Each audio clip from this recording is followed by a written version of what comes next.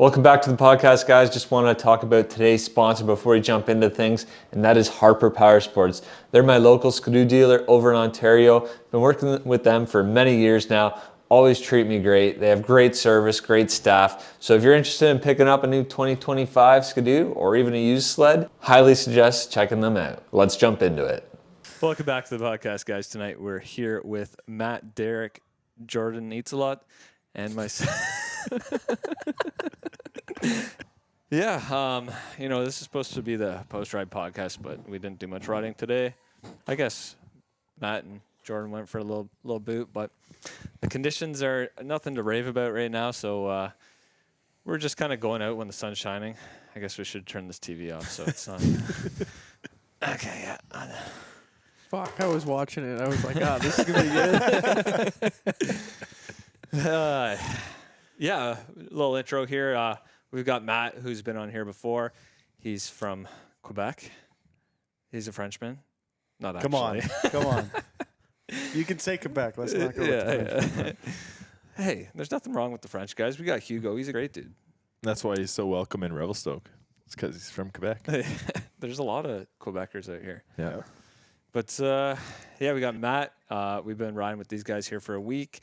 This is Matt's second trip out here. We got Deryk. He's the podcast man. He's our editor for the podcast this year, and he's helping me out with whatever else I need help with. I try my best. I don't give you much direction, so. No, every time I ask, what are we doing? It's like, I don't know yet. And then you start doing something, and you quickly try to grab. Let's go. And then we got Jordan. He's out here on his kind of first trip of the year. We've been riding with him for a few years now, and he definitely didn't time his trip too well this year. No. So he's thinking about heading home a little bit early. Yeah. You're going to come back, though, right? Yeah.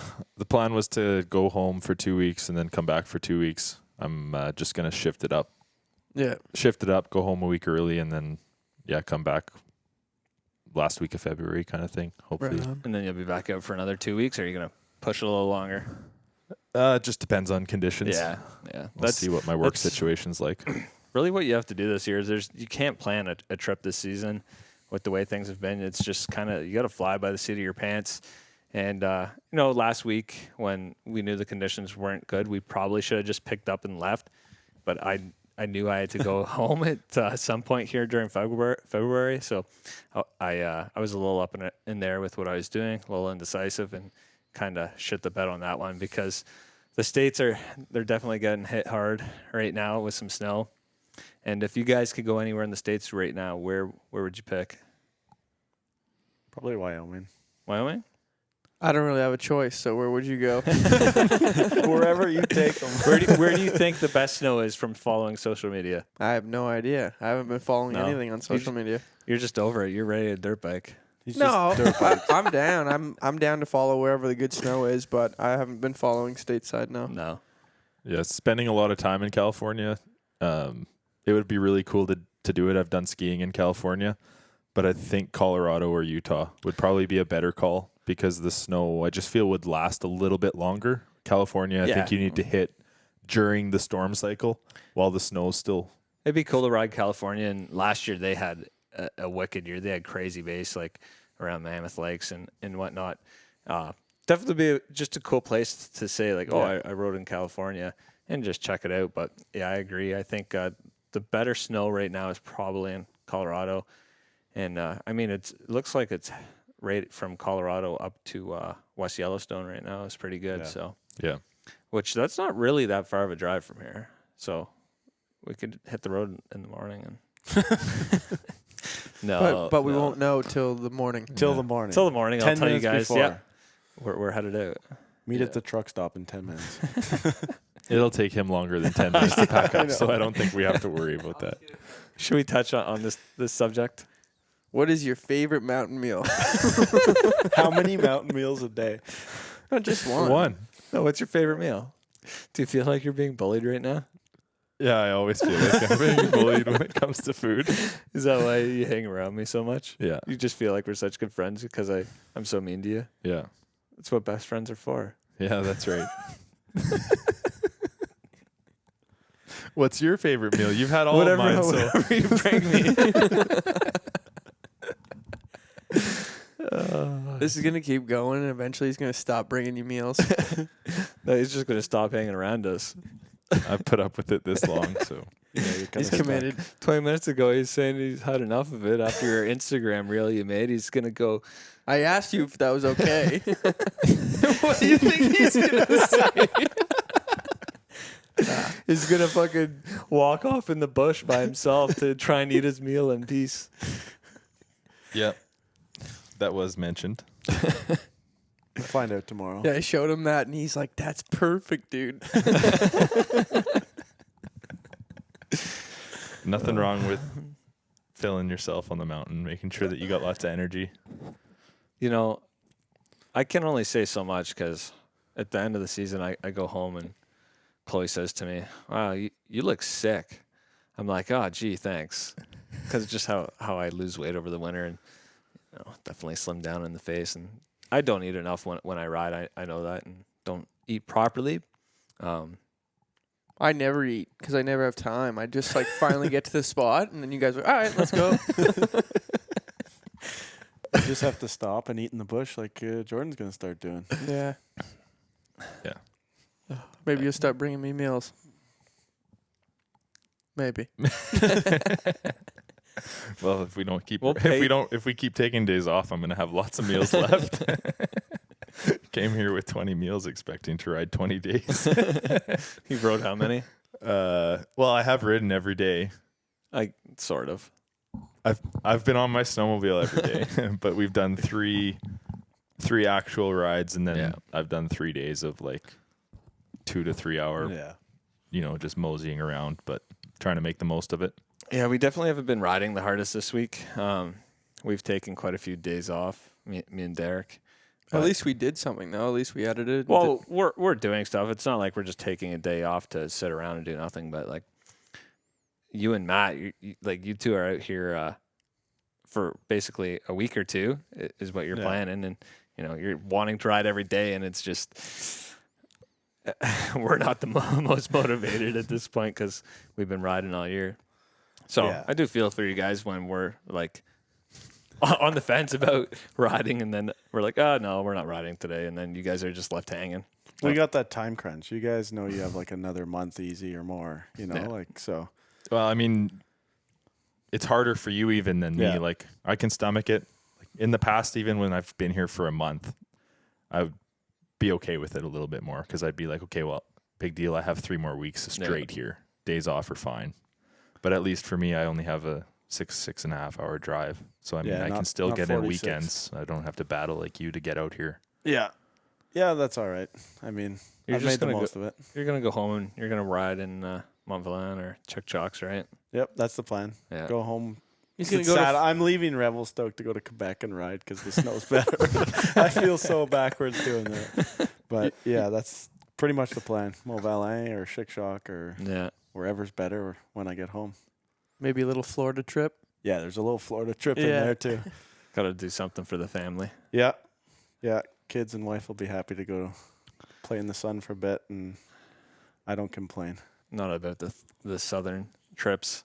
I was a little bit tempted when we got the rain to the top. I'm like, oh man, Have to do something gonna like stick that. around for this, but yeah, we stuck around, and we've honestly had still a ton of fun with the conditions we've had over the last week. We're not having fun every day. We're not riding every day, but the rides we've went on have been really good. Yeah, we just capitalize on the conditions, and what you can do is explore, and we've done some super cool stuff. So we've pretty much every day, I guess, I've gone out now since it's rained. It's been pretty much going to a new place. So Well, that's kind of the fun of the bad weather is you don't feel bad trying to explore into somewhere new. yeah, Because you're not feeling like you're missing potentially out on waste good a snow. day. Exactly. So Yeah, it's like if you strike out, big deal. It's perfect. Yeah. It's perfect weather for that. We all want some snow now. Yeah, we're all ready. It did snow a bit, but it's definitely not reset yet. No, we need probably 2 to 3 times as much as we got to really make it feel good, but it's coming. it didn't snow that much. Yeah, well, you know you didn't make it to the top. Alpine yesterday. Oh yeah, okay. Yeah, fuck. It didn't snow down low, that's for sure. Well, there was some wet slop on top, Yeah. but it definitely never snowed to valley. Just rain. Yeah. I don't see freezing levels really recovering. No, and it's not. It's probably going to be dirt right from the Boulder parking lot for the rest of the year, most likely, which is crazy. But Yeah. you know, not to sound like a bunch of complainers, Jordan. Was someone calling you out there the other day? Yeah, I don't know. Did you think I complained in that one? I think that's all you do. 50% of the time. The other 50% of the time he's You're eating, so he can't complain. 50% of the time, every time. I'm out. But anyway, we'll get more into things here. Jordan, how long you been mountain riding? Ever since I was a little kid, we did like once a year. Our families came out to Hunter's Range. We had some family that had a place on Lake Mara, so we did Right. one trip a year. Ever since I was a little kid, and then kind of started getting more into it when I was maybe 14 or 15, kind of thing. A few mountain trips a year, and then And you were still riding hunters then, or? from there we kind of dabbled a little bit. We did kind of first trip where I would be like riding alone would have been going to McBride. Couple trips to McBride, and then from there, it just kind of snowballed. Yeah. Got kind of when we got our licenses and we could drive ourselves. Our parents were pretty trusting of us to get ourselves to the mountains and go riding. So yeah, kind of the three of us, my two cousins, we'd come out, do a lot of trips, and then. And you were mostly riding like McBride kind of area north at that point? At that point, primarily McBride, and then anytime we went this way or headed south, we'd go to Sycamoose. Wasn't probably until 5 years ago that we started making our way actually sledding in Revelstoke more often. Why was that? Just because of us always going to Hunters knew over there. Yeah, we knew that side, and that's what we were accustomed to. But yeah, then it just kind of started getting more and more into it and hooked.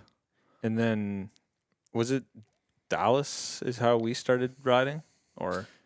Yeah, I was talking to Hugo about this the other day. It was my cousin Ben and I were on a trip one year, and his sled was acting up. We were in Eagles, and so I was on my own basically. And then I ended up running into two guys, and it ended up being Dallas and Carter Booth. Oh yeah. Asked if I could just tag along for the day and rode that day. That was probably 5 or 6 years ago, kind of thing. And then just kind of kept in touch and rode here and there. No, we didn't ride with Dallas for like 2 years after that. Oh, really? I remember messaging him when I saw him post some stories of a zone that you guys went into that I've always wanted to go up the same road that you guys went up to, and I recognized it and messaged him, and then kind of hit it off from there. And then we started linking up a little bit more often, and then that's how we kind of cross paths through Dallas. So the rest is a couple years ago, and lots of riding since. I guess that first year we started to ride was the same. It was only a couple weeks after that we went up north to McBride, right? Was it? Yeah, that's right. Because we had some spring-like conditions here in February that year too, and then we ended up heading north and took you on a bit of a tour. Went to McBride, did a stop in Blue River. It wasn't. We're not supposed to say these places. I got in trouble if I say town names. Well, whatever. I don't care. Everyone knew. People where know we these towns. went Like to. It's not like they're special places. No, We're not dropping areas. We're dropping towns. Before I even started mountain riding, like I had a list on my phone of towns I wanted to go to. I'd never been to the mountains, but like, I had all these little tiny towns that I just knew about from I don't even know how, and all the places I've gone and more I had in my notes from way back when I was 14 years old. So it's not like any of these places are a secret. Secret spots. No. The secret, like Blue River 5 years ago, maybe it was more of a secret. But as Valemont started getting more populated, the secret's been out about for years. Like it's not a top secret spot. There's just so much riding everywhere in the interior here. Like there is. You literally ride from, and I mean, Blue River's only as the crow flies, what is it, like 100K, Yeah. 150K at most? Yeah. Yeah, so we're pretty much riding the same snow is there. Yeah, it's pretty well the same snow belt that they get. Similar anyway. A little bit more snow falls here, but Yeah, typically. mm-hmm. The snow doesn't fall anywhere this year. No. Yeah. Hopefully things change for the rest of the season. I'm not going to hold my breath, but when I come back out, I'm going to go home here next week for a few days. When I come back out, if the snow's still nothing here and it's not looking good, I think we might have to pick up and travel again. Yeah, I'd be down. I mean, you want to do this I time. was ready to go You're this itching, time, yeah. but I mean, at this point with where it's gotten to, I'm content. Like I kind of figured if we were going to go somewhere, it would have had to been earlier in the week. Yeah. And We'd have hit the to road jump and on it go. right away. Yeah, it would have been as soon as you got here. But Well, yeah, I know you take time to make decisions, and Is that what we're calling it? No, I honestly think that he doesn't take any time. He just doesn't. He just puts it off. I don't think about it, and then I'm like, no, it's Okay, too I'm doing late. this. Yeah. Or okay, let's go. no, I get it. That's the best part. That time we went north, we literally decided that we were that going to go night. at 10:30 Yeah, p.m. and pretty then we much. left at 4 a.m. or 3 Yeah, a.m. yeah. Like, Then so we- no, I get it. We left at 3 a.m. We drove 7 hours, rode for 8 hours, drove 2 hour to whatever back to the motel. I edited all night. Then we got up and did it again the next day. That was Yeah, that was pretty wild. There was no sleep those 2 days. not Not for much. you, at It was- least. It was fun though. It was a cool time up there exploring new zones and literally just 2 days riding. Yeah. This might be a waste of a question, but do you want to go stateside or like northern BC, or just wait to see where the snow Wait to falls? see where the Yeah. snow falls. I well, we went to Stewart earlier in the season, and I definitely want to go back there later in the spring when they have a deeper snowpack and sun, because I want to get on the glaciers there and like Big country. go in some really big country. Yeah.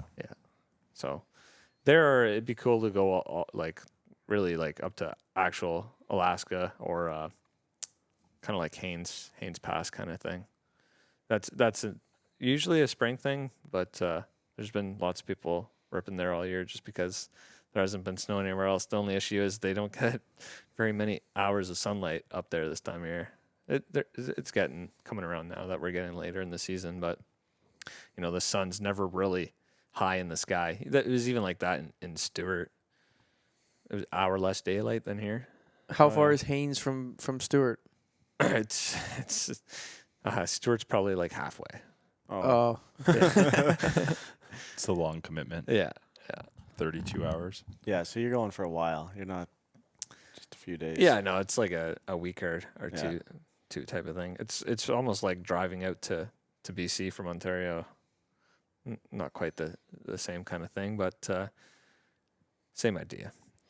I think it would be really cool to do like a stateside trip Like where a- you're just hitting up like A bunch of different Yeah, towns like- and do a big tour. 2 days of riding in each town kind Yeah. of thing. Like you just Well, I kind of did that in the spring, right? So I got a Yeah. little taste of that. That's why I'm like more pushing the Alaska Yeah. stuff now. And Cody's been really itching to do that. You haven't rode with Cody yet, but he's been hitting us up every day, being like, "Let's go to the States. Come on, let's go." Like he's been hitting me up to do that since November, probably. I'd be pretty keen to go to stateside just because Yeah. I've never done it, but Yeah. I've also never done northern BC and Alaska or anything like that. So, like I said, I'm just gonna let you make the decisions, and I'll just wait. yeah. Both sound awesome, but for some Yeah. reason I'd go stateside, I think. Yeah. That's Yeah. closer drive. Yeah, I guess. Nah. If I was doing Alaska, I'd have to commit a good 2 weeks. I'd want to Yeah. go for a while. Well, if you're going to Alaska, if you're Yeah. if you're going to northern BC, Stewart, it's pretty much shorter than unless you're going to ride Montana. Maybe my sled will be fixed by then. Well, won't count on it. I know, that's why I'm gonna ride yours. Yeah, we know. It's okay. If you guys could take any snowmobile for the conditions we have right now to ride tomorrow we're going to try to ride big country, but we have to ride, through all the shit to get there. What snowmobile would you be taking? I'd take what I have. I'd take my boost. Yeah. I've got used to dealing with it in the shit snow, and I think just wanting the boost once we got into the big country would outweigh having like a 9R in the shitty snow. Yeah, I agree there. I'd take my 154 turbo if I still had it. You still have it. Yeah, I know. I would like to try a Polaris in these conditions just because of what you guys say, like how well they handle and how well they hold a side hill in low snow and icy conditions. I'd like to try it. But if I could pick one sled that I know, it would be my sled. Yeah.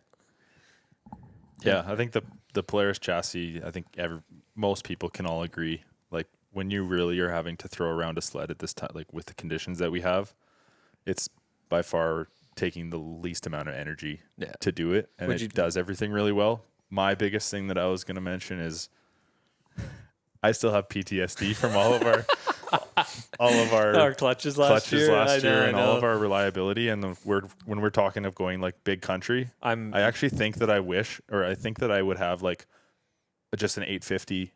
Yeah. Just an 850 NA Matrix to go on those big trips. For the reliability? Yeah. I definitely lean towards my Skidoo when we go on the big trips.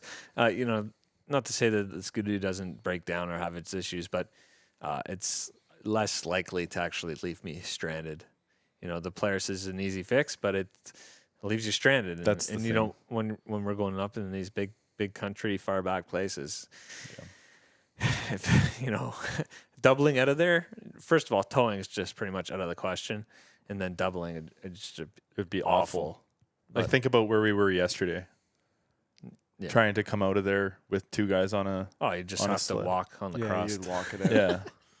The 9Rs have been excellent for durability. This other than the clutches, clutching, like we both have 2,000 K on ours. About that, yeah, they've been great sleds. I haven't had a single issue besides the clutch. It's got an engine light right now for I think the temp sensor, but yeah, I got that one. I kind of just ignored that because I've been ripping it every day, and I've really enjoyed being on the 9R in these conditions. The first half of the season, I didn't touch the 9R because the snow wasn't amazing, but we definitely had some deep days, and I did take it on one like deeper day, and I'm just like, oh man, this thing's a dog. Yeah. I noticed, sorry to interrupt you there. I noticed in the comments on, I think today's video, someone was like, notice he only takes the Polaris out when it's shit snow conditions. Yeah. And then when I take it out in the deep snow, people are like, man, why are you riding this thing? We know you hate it. But if I could take any snowmobile for tomorrow, if I didn't have to think about reliability, I'd take like a 9R boost. A 2025? Yeah, it's coming, guys. They just haven't told you. We know. I have the inside scoop. The insider scoop. I don't know jack shit. No, none of us know. We're just speculating. Yeah. I'll take my 9R most likely. I thought about taking the boost just because it's got less miles and a fresh clutch bolt. And nice Olin shocks. I love those shocks. They look dope. Just because they look cool, yeah. I might take the Lynx just to punish myself. Well, we just spent so much time wrapping it. An hour with 5 of us. In the sweatshop. Yeah. I bought some pizza and was like, yeah, guys, need some help here. It was a productive night. No, it was good. Watched the Oilers lose. Yeah. Did you had a segment on here for that? Going for 17 in a row, and they laid an egg. Oh, well. No, wasn't it 16? They were going for 16? No, they tie? had 16. Oh, okay. Yeah, 16 was second longest streak in the league. Tie Pittsburgh from 92, 93. Big hockey fans. Yeah. Back to sleds. If you guys could do, if you had to pick one mod for your snowmobile, what would it be? Bumpers. Reinforced bulkhead.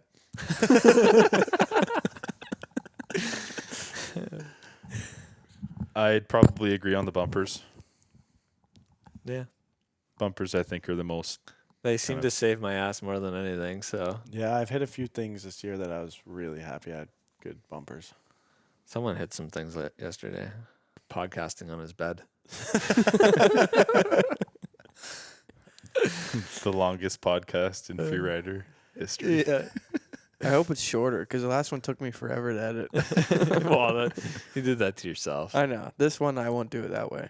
We all love coming out to Revy here, and minus the mediocre snow here.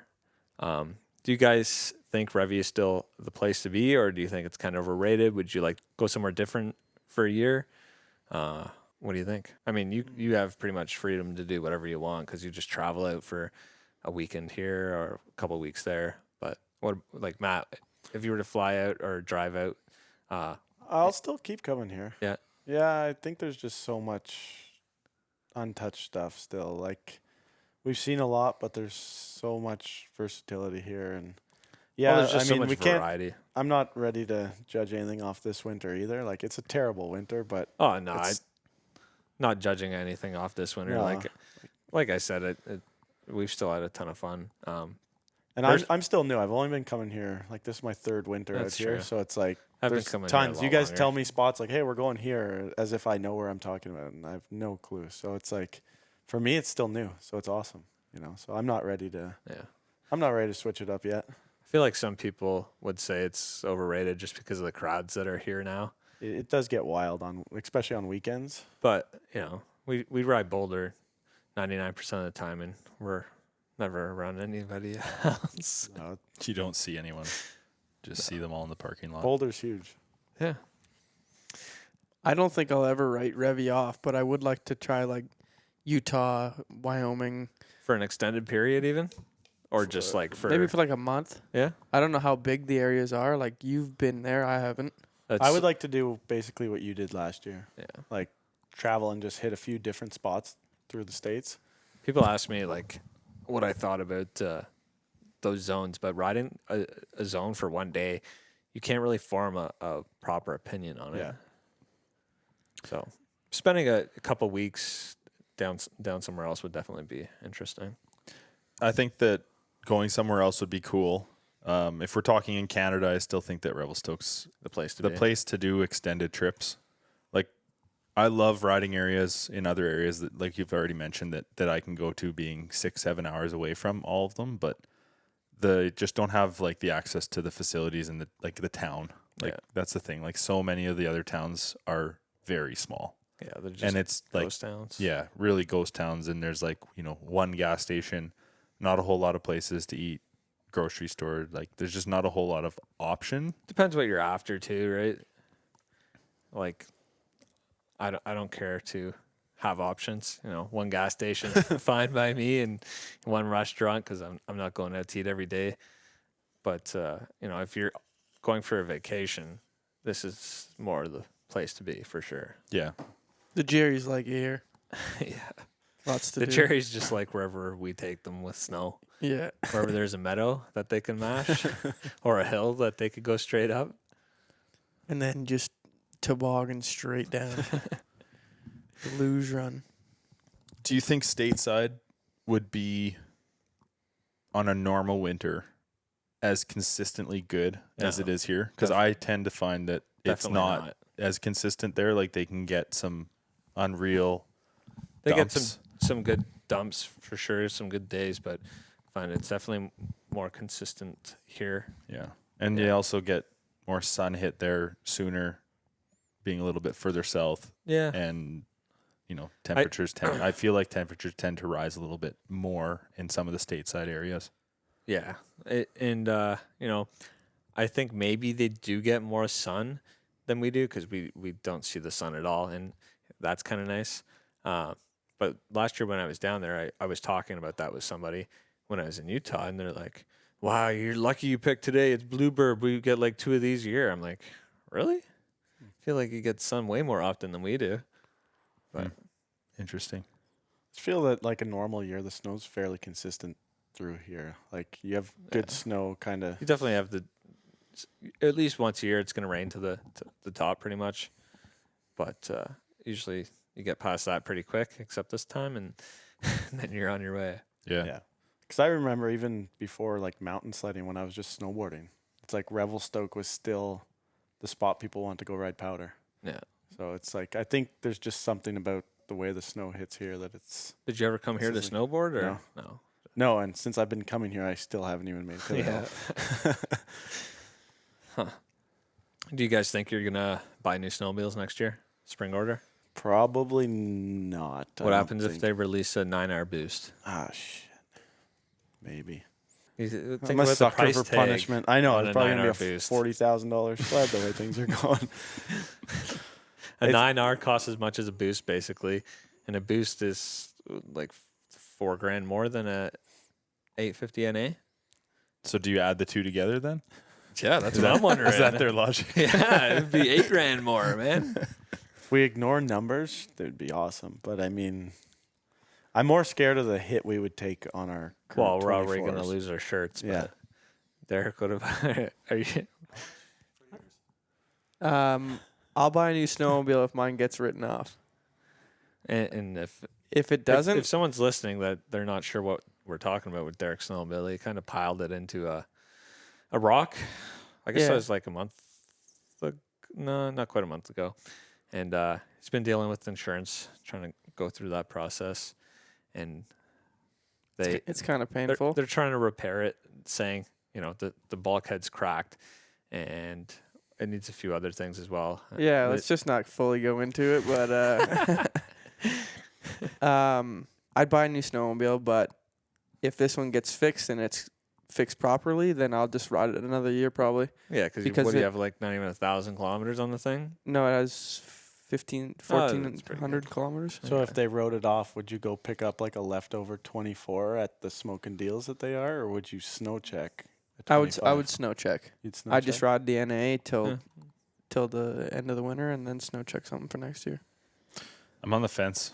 The 9R boost would be the only thing I think that would probably change my mind from where I'm sitting at right now. Like, we're, middle of February. I have only 350 miles on my boost. Yeah. So I think by the end of this year, like, I've just been riding the 9R all week. And if it stays that way, then I can have, a pretty new boost for next year. And then either do something as a backup sled. Like, I'd maybe consider potentially picking up an NA, but I don't think it would be a snow check. Yeah, it could be a good time to trade in your used sled for another used sled just with lower miles, because there's going to be quite a few kicking around after this winter. And, from a consumer standpoint, I don't know if I would be jumping the spring order, that's for sure.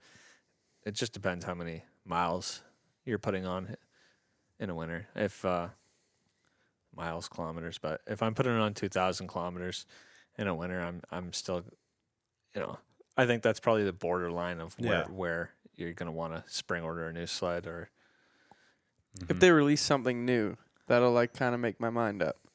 Like if Skidoo has some sort of tracking system that's pretty decent, that would be if it connected with Polaris or other Skidoos. Ideally, I'd like it to connect to every snowmobile. Yeah. But that I don't think is going to happen. So I don't think we'll ever see that. I don't think they'll ever get along. Apparently they've talked about it, but we'll never know. Oh, please, Skidoo, Polaris, figure it out. Get your shit together. Because, man, I can't keep losing my dad. He's going. I think having a sled with 2,000 kilometers as a backup sled is fine. It's a backup, But definitely. for sure, as a primary, I wouldn't really be wanting to go into the season with a primary sled with much more than 1,000 K. Yeah. Yeah, because then if you have something with 2,000, then at the end of that winter you're gonna have something with 4,000. But keep in mind, 5 years ago when I started doing this, having one snowmobile, I went full season on one sled a couple times, and I put on 5,000 plus kilometers, and they were reliable as hell. I think I'd run into one or two issues, but those were different times. Amazingly, never lost a motor back then. More likely to lose a motor with 170K than I am 5,000, it seems. Yeah, that's true. Premature failure seems to... Ever since the turbo. Because all those other sleds were NAs, right? Yeah. But they were definitely a little more reliable back then. Who are we to talk about reliability anyways? We don't do maintenance, so. Yeah, that's right.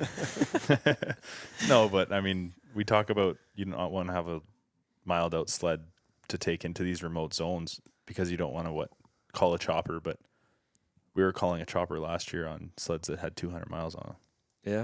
Yeah. And it wasn't engine failure. So it's almost like the mileage doesn't really matter that much anymore. That's true, I guess. I didn't think about it like that.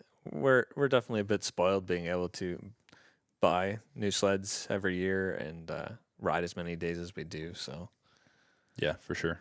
I can't really afford it. I don't think when any of us started doing this, we could afford it though. Yeah. Like I was making $16 an hour coming out here for a month or two. Like that was pretty tough times. I had 3 people renting rooms in my house in Ontario. I was living in the basement and just making it work. Yeah, my girlfriend gives me shit all the time. She's like, we'll go out. I'll say, like, I need a new pair of jeans or something.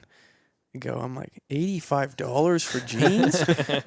So I won't buy them. I'll just go home, keep wearing the same stuff, then go buy a snowmobile for 20-something grand. Guy math. She's like, Or drop Does that make $85 in fuel and oil every day. Yeah. That's fine though. That doesn't matter. I don't think about that, but I think about spending money on materialistic kind of stuff. I haven't paid for clothes in a long time because we just get Mark's gift cards at work for like Christmas or whatever, right? So any clothes I buy now are work clothes, and my work clothes are my casual clothes too. Or I guess Chloe buys me some stuff once in a while too, and I have a little bit of free rider merch now. Quick break of the podcast to talk about another sponsor for today, and that is Backwoods Bumpers. I've said it before, and I'll say it again. They've saved my ass many times, not just with the front bumper hitting trees, but also with that back bumper, get it some big wheelies going, hit something that hard in the snow, and it's pretty easy to bend those tunnels. So be sure to check them out at backwoodsbmp.com. Matt, back to your snowboarding days. What exactly did you do back then? Bit of everything. I competed in slopestyle and big air rail contests for a long, long time. Kind of traveled a bit everywhere doing that. I never see any pictures, or maybe I just don't look at. It's because there wasn't social media. True. I guess you're kind of old. Yeah, come on. There was magazines. You had to go grab like a Trans World magazine or something like that. Did you grow up doing that kind of stuff? Yeah, I grew up on the ski hill. Like I could get out my door and walk to the ski hill. So I spent every day, every night there, basically. When was first time you got on a sled? Sleds all my life, but like Okay. mountains probably like Chick Shocks and that like 8-10 years ago. Yeah. So not that long. Like, but riding sleds around the fields and the yard and stuff at home. But There's never any sledding involved in your snowboarding. that's basically how I got into mountain sledding. Oh, just like on the ski hill, like ripping the sledder. Well, but it was like backcountry snowboarding. Okay, Using you a did do sled some to of that? access. Yeah. And then it started being really fun just bombing the sled around. Yeah. And then it kind of took over. You're getting old, tired of beating up your body. You're like, oh, maybe I'll spend more time on the sled now. Yeah, well, it was all before airbags and that. Airbags are now save kids. So, like, I stopped competing. I started coaching. And then I was coaching some guys at some high level and stuff. And then again, the sledding started taking up more time than everything. And now I sled. Now I basically only snowboard with my kids. So, did you do it like professionally as where you made money snowboarding? yeah, I kind of had more like budget with companies. So it was like more of travel budget and kind of use it towards what you want. So it's like a lot of the time a bunch of us would stay together and like pool your budget kind of thing so that You could save some money. yeah, so you'd have some money. But How would you relate like the snowmobile to the snowboard world for like sponsors or companies giving you product, money? it was very different. Like it's the same, but back then we didn't have social media. So it was like I guess you can't really you compare really it with- had to Prove yourself in a competition. prove yourself in contests and kind of be your face. Like you had to be everywhere, and Yeah. people had to just start seeing your face, and like that's more how things were. And now it's like everything is social media, and the scary part is the social media almost counts for more than how good of a rider you are. Yeah, Oh, I was going to sneeze there. I'd say that social media is like 95% of it now for most companies. Like, I think everyone starts out, especially if you've never been in the situation where you get any product or even deals on product, yeah, that they're kind of just pumped and they kind of grab everything. yeah. I mean, And then I if- did that too. But if you do what you're supposed to do by grabbing this product, that's a lot of work. Like that's a crazy amount of social media to actually fulfill what you should be doing. Yeah. So then half the people don't do it, and then there's definitely a lot of that going on too. There's people that are trying to rep like 16 different companies at once, and it's just not realistic. Like, stick with a few companies that treat you well, build a relationship with them, and ones that you actually can, vouch for without having to put a fake face on. For sure. Choose some gear that you actually stand behind and you wear, and you would recommend your best friend to put it on to. A product or a company, or whether that be a dealership, that has a great service department, because lots of times that's what's going to keep us on the mountain. Dealerships can't just always give you a free snowmobile. Yeah. So, if they treat you well, have a great service department, great people, and it's definitely someone you're going to want to stand behind. Yeah, I think that's something you kind of hone in on over time of doing it. Like, I think I did like you. At the start, it was like, it was whatever. Sure, it's like, whatever. Let's do it. And then like you start working with certain things, and you see what works and who you actually want to work with, and you kind of drop some things. And I mean, it's not really coincidence that we all run the same bumpers. Like we all, it's not because we're just marketing it. They work. I've had lots of different bumpers. They work. Smash them. And it's just great guys that really stand behind their product. So yeah, exactly. That's basically what I've tried to do over the past couple of years, is only deal with people that I have that relationship with, and products that I actually like, that I would buy if I wasn't getting a deal or getting the product. Yeah, and it's a lot nicer to actually like build a relationship with the company, and then get the inside scoop on some stuff once in a while. You've got a product you're stoked to represent. They're happy with what you're doing, opposed to just taking free stuff and then being like, oh man, I got to post for this too. Yeah. But I don't really think we meant to dive into sponsorships here, but I think it's a good topic though it's too. Good topic for sure. You said the whole thing of needing to post, you don't want it to become, or at least for me, like I've never wanted it to become something where, oh man, I got to go out and obligation. I just want to go out and ride hard, and that's like my desire too. And I don't want it to ever get that taken away by, I need to go out and make sure you get that picture. Make sure that I get the shot to post for this company and that kind of thing. Like I think that's the biggest thing that for me, it's still just riding and getting out with the guys. And we're definitely for me, definitely still trying to figure out the best way to make the kind of sponsor stuff work, because for me it is a job, right? So I got to try and leverage it somewhat, but I'm still like you guys. Like I just want to get there and ride and ride hard too. So, see, when I was younger, like with bikes, I would take like 85 Aero for me. I'd take any sponsor I could get. Yeah. Like what you guys are saying. Someone wanted to give me goggles, I'd take them. Gear, take it. I mean, I've always been with the same dealership. Larry's has been good to me forever. But gear-wise, anything like that, I'd just take whatever I could get for free. I wear it out so fast, I just needed something. But when it comes now and I'm older and I only like certain things and what I like. I mean, obviously I'm not sponsored like you guys have sponsors. I have my dealership, Larry's, and they're great. It's really my only sponsor, and just posting for them, I don't. And you don't do that much, and then I don't do that much. But also my biggest struggle with it is that getting the content, content, but also I don't want to put out any content that I'm not proud of. I don't want other people seeing things of me that I'm not personally being like, wow, dude, I'm actually pumped on this. So like, real. I don't want to be like just flooding people's pages with like re-entry after re-entry after re-entry or anything like that. Like, so it's easy to be posting feeling like you're flooding someone out. I felt that a bit this year for sure. I think that comes to who you're working with too, though, because I had to sign new contracts with a few of the people I work with this year, and my contract actually went down on my social media requirements. Oh, yeah. Yeah. So like they wanted less, like not necessarily that I put out less. It was just like the contract requirement was actually less than it was the previous year, which I was surprised to see, but was nice at the same time because I think it makes it more genuine and it's. Yeah, well, they don't want people to just be fake online Exactly. either, though. They want, like you said, genuine.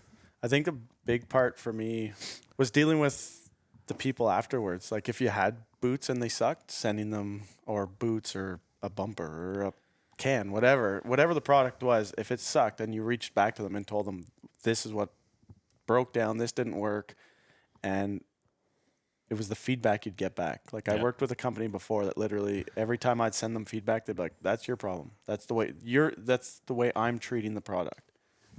And so Lil say I don't work with them anymore, but I think that's a big thing is like backwards anyways. I send them anything and they look into any problem, right? If there was ever a problem, they're on top of it. That's a company I want to work with. And if they blow you off, it's not worth it.